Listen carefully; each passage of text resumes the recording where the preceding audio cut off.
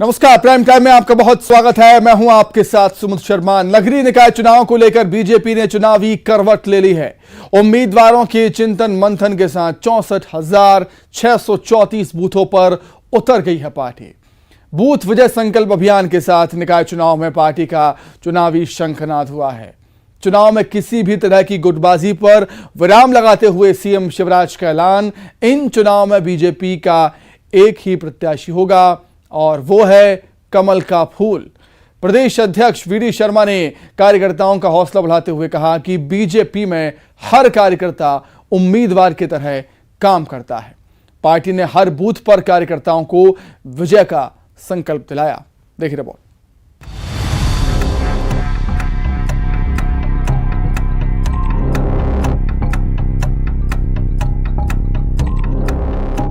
एक तरफ चुनावी रणनीति और उम्मीदवारों के चयन के लिए बैठकों में चिंतन मंथन, और इधर चुनावी रण जीतने मैदान में उतरे बीजेपी के महारथी।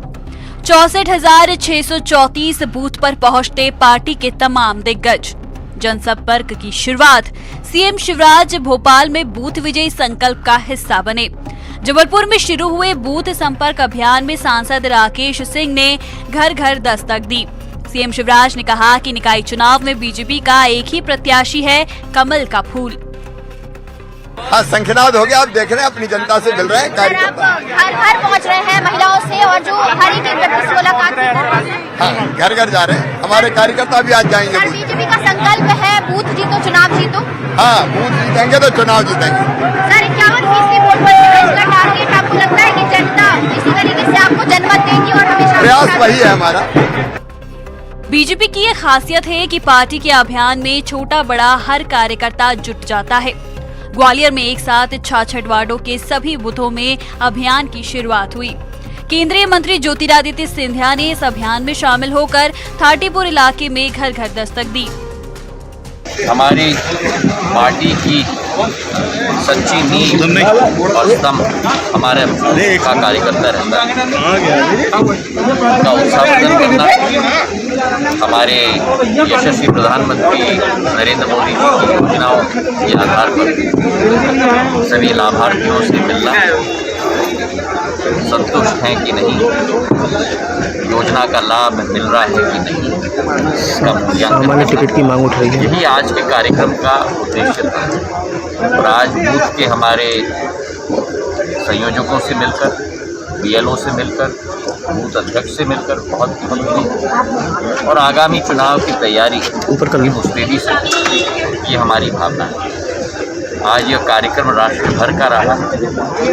हमारे मुख्यमंत्री, प्रदेश अध्यक्ष, हमारे प्रधानमंत्री, राष्ट्रीय अध्यक्ष सभी इस पैगाम पर निकले हैं, एक एक बूथ पर, और इस कार्यक्रम को सफलतापूर्वक हम लोग कायम कर रहे हैं और इससे बूथ का हमारा कार्यकर्ता भी मजबूत होगा। वीडी शर्मा के लिए भी 2023 के विधानसभा चुनाव के पहले ये निकाय चुनाव बड़ा इम्तिहान है। कार्यकर्ताओं में जोश भरते हुए वीडी शर्मा ने कहा कि बीजेपी में बूथ का कार्यकर्ता ही चुनाव लड़ता है और जीतता है। भारतीय जनता पार्टी में कमल का फूल ही सबसे बड़ा प्रत्याशी है। और मैंने कहा ना कि हम प्रत्याशी तो नाम मात्र के हम सब होते हैं, लेकिन Bharatiya Janata party cadre based organisation है, इसलिए कार्यकर्ता ही प्रत्याशी बनकर भूमिका निभाता है। इसलिए प्रत्याशी के साथ भारतीय जनता पार्टी के कार्यकर्ताओं की मेहनत, गरीब कल्याण की योजना, माननीय प्रधानमंत्री ने सेवा, सुशासन और गरीब कल्याण और विकास का जो मुद्दा है, यही इस चुनाव का सबसे बड़ा आधार है। और इन पर हम जमीन पर उतरे और भारतीय जनता पार्टी के कमल के फूल को विजय बनाने का अभियान हमने शुरू कर दिया।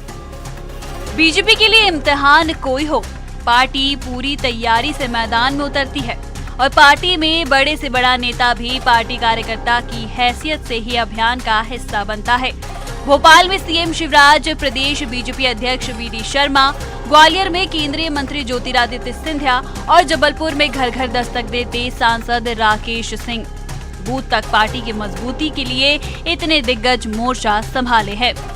Bureau report, news 18, Madhya Pradesh, Chhattisgarh. तो विधानसभा चुनाव से पहले निकाय चुनाव लिटमस टेस्ट है पार्टियों के लिए। सियासी दलों ने निकाय चुनाव में पूरा जोर लगाना शुरू कर दिया है। बीजेपी ने बूथ विजय संकल्प अभियान चलाया।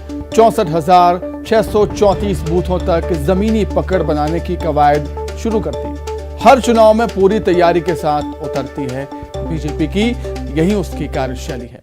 आगे बढ़ते हैं। 40 साल से जिस ग्वालियर नगर निगम पर बीजेपी का कब्जा रहा, वहां असल इम्तिहान से पहले उम्मीदवार के सिलेक्शन में ही बीजेपी को पसीना छूट रहा है।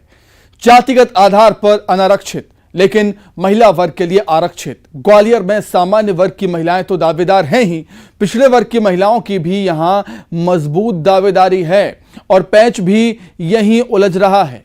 दूसरी निगाहें इस पर भी लगी हुई हैं। सिंधिया तोमर में से किसकी पसंद पर मोहर लगती है, देखना होगा। ग्वालियर नगर निगम चुनाव में मेयर की सीट महिला वर्ग के लिए आरक्षित है, लेकिन सामान्य यानी हर वर्ग की महिला दावेदारी पेश कर सकती है। जाहिर है 40 साल से बीजेपी के कब्जे वाले इस इलाके में दावेदारों की कतार लगनी ही थी, लेकिन पैच ये है कि बीजेपी में सामान्य वर्ग की महिला दावेदारों के साथ पिछड़ा वर्ग से भी दावेदार मैदान में अपना दम दिखा रही हैं। सामान्य वर्ग में प्रदेश स्तर की पदाधिकारी सुमन शर्मा, शकुंतला परिहार, हेमलता भदौरिया, वंदना भूपेंद्र समेत कई नेत्रियों ने मेयर के टिकट के लिए अपनी दावेदारी पेश की है।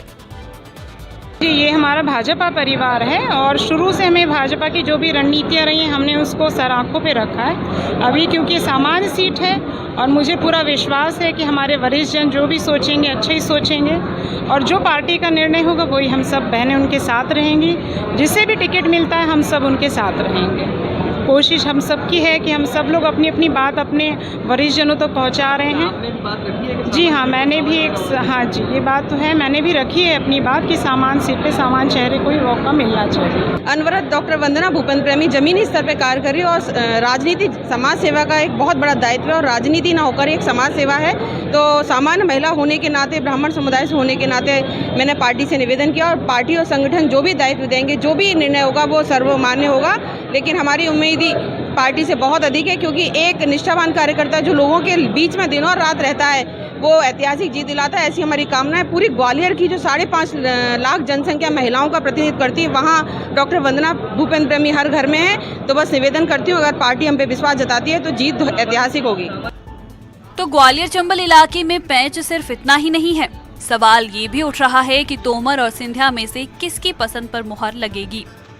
सिंधिया का 2 दिवसीय ग्वालियर दौरा क्या इसी मकसद से है?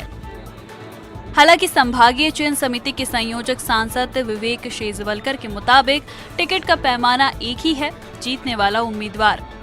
नहीं, ऐसा भी कुछ कहीं विचार नहीं है। जो उम्मीदवार जीत सकते हैं या जो उम्मीदवार अच्छी तरह लड़कर अच्छा आगे भी अच्छा कर सकते हैं महापौर बनने के बाद, वो सब हमारे नज़र में है और उन सब पर विचार हो रहा है। पार्टी सामान्य के अलावा ओबीसी चेहरे पे भी नीला नहीं, मैंने क्या बताया, ऐसे जो उम्मीदवार जो अच्छी तरह लड़ सकते हैं और जीत करके एक अच्छा नेतृत्व नगर निगम को दे सकते हैं, उन सभी के बारे में विचार हो रहा है। ग्वालियर में ओबीसी वर्ग से खुशबू गुप्ता, समीक्षा गुप्ता के साथ पार्टी के वरिष्ठ नेता माया सिंह का नाम सबसे मजबूत माना जा रहा है। और पैच भी यही है कि क्या वाकई पार्टी में भी सामान्य वर्ग के उम्मीदवारों को दरकिनार कर ओबीसी वर्ग के दावेदारों पर मुहर लग सकती है। भोपाल में सुशील कौशिक के साथ bureau report, news 18 Madhya Pradesh Chhattisgarh. तो ग्वालियर में मेयर की सीट महिला वर्ग के लिए आरक्षित है। यहां हर वर्ग की महिला दावेदारी पेश कर सकती है। इस सीट पर बीजेपी से दावेदारों की कतार लग चुकी है और कतार काफी लंबी भी है। सामान्य और ओबीसी वर्ग की नेताओं की दावेदारी है, लेकिन नरेंद्र सिंह तोमर और ज्योतिरादित्य सिंधिया की पसंद भी मायने रखेगी। आगे बढ़ेंगे, बात छत्तीसगढ़ की। छत्तीसगढ़ में हड़तालों का सिलसिला थमता नजर नहीं आ रहा। 2 रोज पहले काफी मान मनोबल के बाद शर्तों के साथ मनरेगा कर्मचारियों ने आंदोलन खत्म किया था, लेकिन अब उससे भी बड़ी समस्या सरकार के सामने खड़ी हो गई। छत्तीसगढ़ के करीब 80,000 आंगनवाड़ी कार्यकर्ताओं का राजधानी रायपुर में आंदोलन जोर पकड़ने लगा है। हजारों की संख्या में आंगनवाड़ी कार्यकर्ताओं ने अपनी मांगों को लेकर आर पार का मूड बना लिया है।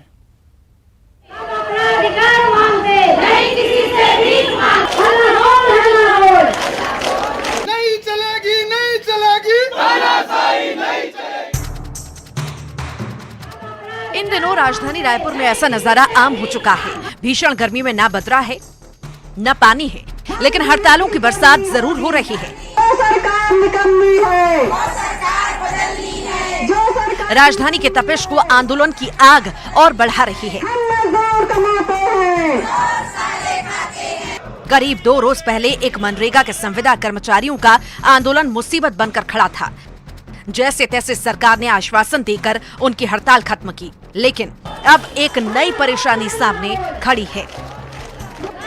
प्रदेश के करीब 80,000 आंगनबाड़ी कार्यकर्ताओं ने अपनी मांगों को लेकर गुरुवार से आंदोलन शुरू कर दिया है। दिन रात इनका धरना जारी है।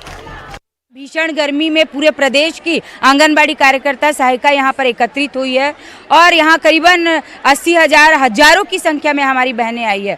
तो हम माननीय मुख्यमंत्री जी से हम यही आग्रह करते हैं कि जल्द से जल्द जो हमारा एक मुख्य मांग है कि शासकीय कर्मचारी घोषित करते तक कलेक्टर दर में जो लिखित में उन्होंने जन घोषणा पत्र में हम लोगों को लिख कर दिया था कि आप लोग का कलेक्टर दर करेंगे, उसको तत्काल पूरा किया जाए। आंगनबाड़ी कार्यकर्ताओं का कहना है कि उन्होंने कई बार आंदोलन किए, लेकिन उनकी मांगें पूरी नहीं हुई और इस बार भी उनकी आवाज अनसुनी की जा रही है। 70 से 80 हजार हमारी कार्यकर्ता बहनें यहाँ पर पहुंची हुई हैं और सब तरफ केवल आंगनबाड़ी कार्यकर्ता और सहायिका बहनें ही नजर आई हैं। लेकिन इस शासन का जो है वो मन नहीं पिघला, दिल जरा से भी नहीं दुखा। जो महिलाएं जो ऐसे ही नाजुक होती है, उन महिलाएं जो है वो महापड़ाव के रूप में आज धूप में गर्मी में यहाँ पर चिलचिलाती धूप में रोड पर सोई हुई हैं। ये सरकार के लिए शर्मनाक बात है कि एक घर की महिला, उनके भी घर पे महिला है और सबके घर पे महिला है, क्या वो अपने घर की महिला को ऐसे देर रात अपने घर के ऐसे रोड में सोने देंगे क्या? आंगनबाड़ी कार्यकर्ताओं ने 6 मांगे रखी हैं। इन्होंने 11 जुलाई तक धरने का और उसके बाद बेमियादी आंदोलन का ऐलान किया है। जाहिर है इन हालात में सरकार कुछ ना कुछ कदम जरूर उठाएगी। लेकिन मुश्किल ये भी है कि लाखों कर्मचारियों के पास अपनी अपनी मांगे हैं और किसी भी सरकार के पास मांग पूरी करने की एक सीमित क्षमता होती है। ऐसे में आंदोलनकारियों को भी सरकार की मुश्किलें समझनी चाहिए। युगल तिवारी, न्यूज़ 18 रायपुर। तो छत्तीसगढ़ में लगातार हड़तालों का दौर जारी है। अलग अलग कर्मचारी संगठन हड़ताल पर हैं। चुनाव से पहले हड़ताल और आंदोलन काफी तेज हैं। ज्यादातर हड़ताल में नौकरी को नियमित करने जैसी मांगे हैं। लाखों संविदा कर्मचारियों को नियमित करना प्रैक्टिकल नहीं है। आगे बढ़ेंगे। छत्तीसगढ़ में कोरोना के मामलों में लगातार तेजी देखी जाने लगी है। कोरोना एक्टिव मरीजों की तादाद बढ़ने का सिलसिला थम नहीं रहा। रायपुर सहित सूबे के कई जिलों में कोरोना के नए केस सामने आ चुके हैं। कोरोना की चौथी लहर के डर के बीच सवाल उठ रहे हैं कि आखिर चूक कहां हो रही है। रिपोर्ट देखिए। छत्तीसगढ़ में एक बार फिर कोरोना का संक्रमण तेजी से बढ़ रहा है। अब पूरे प्रदेश में 89 जो कोरोना के मरीज हैं, एक्टिव मरीजों की संख्या हो गई है। राजधानी रायपुर में 10 नए मरीज 24 घंटे के भीतर मिले हैं। ये चौंकाने वाली बात है। 48 घंटे में के भीतर एक मरीज की बलौदा बाजार में भी मौत हुई है। वैक्सीनेशन का रफ्तार है वो काफी धीमा है। छत्तीसगढ़ में कोरोना का ग्राफ बढ़ता ही जा रहा है। चंद रोज में ही सूबे में एक्टिव मरीजों की तादाद 80 से ज्यादा हो चुकी है। रायपुर, बिलासपुर, राजनांदगांव, जशपुर, बेमेतरा सहित दूसरे जिलों में भी कोरोना के नए मामले सामने आए हैं। ऐसे में अब लोगों को चौथी लहर का डर सताने लगा है। इस बीच सवाल ये भी उठ रहे हैं कि कोरोना के मामलों में तेजी से इजाफा क्यों हो रहा है। वैक्सीनेशन को लेकर आम आदमी के साथ में जिला प्रशासन और राज्य सरकार सबकी उदासीनता है। राज्य सरकार और जिला प्रशासन को, स्वास्थ्य विभाग को कम से कम महाराष्ट्र और केरल को और देश में बढ़ते कोविड की स्थिति को देखते हुए वैक्सीनेशन के सेंटर को फिर से खोलना चाहिए, जागरूकता पैदा करना चाहिए अनिवार्य रूप से। कोरोना टेस्टिंग में कमी और वैक्सीनेशन में लोगों की लापरवाही महामारी की नई लहर की वजह बन सकती है। बात है कि लोग अभी वैक्सीन बिल्कुल नहीं लगवा रहे हैं। इसी वैक्सीन ने हमें दूसरी लहर के बाद जो इतनी मौतें हुई थी, इतने लोग प्रभावित हुए थे, तो इस वैक्सीन ने ही हमें बचाया है। फिर से ऐसी नौबत ना आए, इसलिए मेरा निवेदन है कि जल्दी से जल्दी प्रिकॉशन डोज जो नहीं लगाया है, जिन्होंने दूसरा डोज नहीं लगाया है, वो प्लीज़ लगवा लें ताकि हमें कोरोना से हमारा जो पूरा भय है वो ख़त्म हो जाए। वैक्सीनेशन की वजह से ही कोरोना पर काबू पाने में हम कामयाब रहे थे।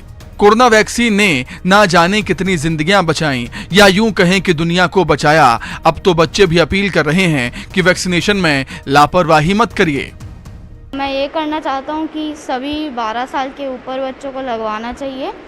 इससे कोई खतरा नहीं है और इससे प्रोटेक्शन ही होता है, सिर्फ कोई खतरा नहीं है, तो फिर सबको लगवाना चाहिए।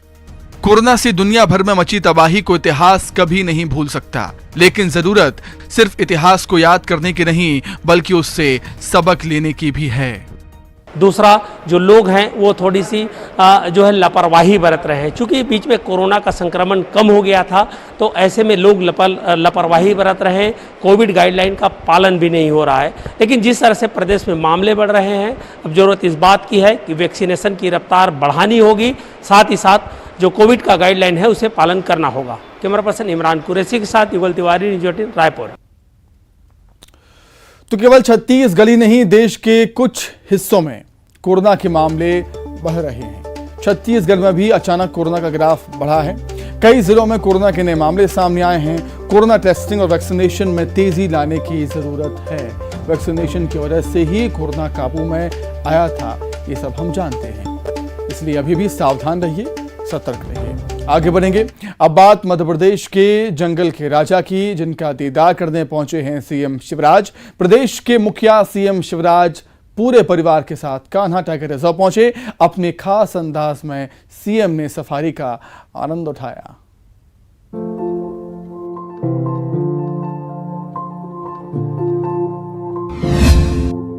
मध्य प्रदेश के जंगलों में राज करता है दुनिया का सबसे बेहतरीन शिकारी टाइगर। बांधवगढ़ से कान्हा तक, कान्हा से पेंच तक, सतपुड़ा के घने जंगलों में भी राज है बाघों का। और हो भी क्यों ना, यूं ही नहीं, मध्य प्रदेश को टाइगर स्टेट का दर्जा मिला है। ब्रिटिश हुकूमत और राजशाही के जमाने में अंधाधुंध शिकार की वजह से करीब लुप्त हो चुके बाघ आज मध्य प्रदेश के टाइगर रिजर्व में फल फूल रहे हैं। सूबे के टाइगर रिजर्व में बाघों का दीदार करना एक कभी ना भूलने वाला पल होता है। जंगल सफारी करते हुए बाघों को देखने के लिए मध्य प्रदेश के नेशनल पार्क बेस्ट प्लेस है। दुनिया भर से नेचर लवर्स और बाघों के दीवाने सूबे के टाइगर रिजर्व में आते हैं। पन्हा, कान्हा, बांधवगढ़ जैसे पार्कों में इन खूबसूरत बाघों को अठखेलियां करते देखना एक अद्भुत एहसास होता है।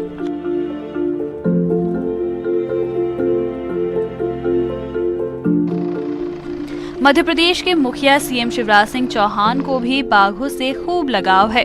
जब भी मौका मिलता है वे सूबे के किसी टाइगर रिजर्व में कुछ वक्त के लिए जरूर पहुंचते हैं।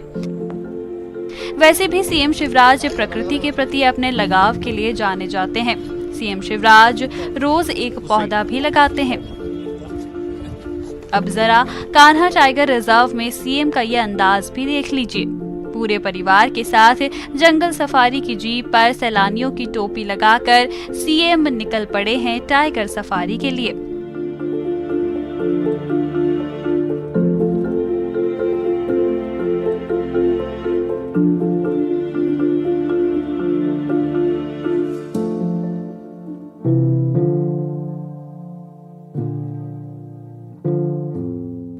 सीएम को अपने बीच पाकर टाइगर रिजर्व के कर्मचारियों का भी मनोबल बढ़ता है। उन्हें एहसास होता है कि बाघों के संरक्षण का जो काम वो कर रहे हैं वो कितना अहम है। मंडला से कृष्णा साहू के साथ ब्यूरो रिपोर्ट, न्यूज़ 18। तो इसी के साथ ही प्राइम टाइम में इतना ही। खबरें लगातार जारी हैं। नमस्कार।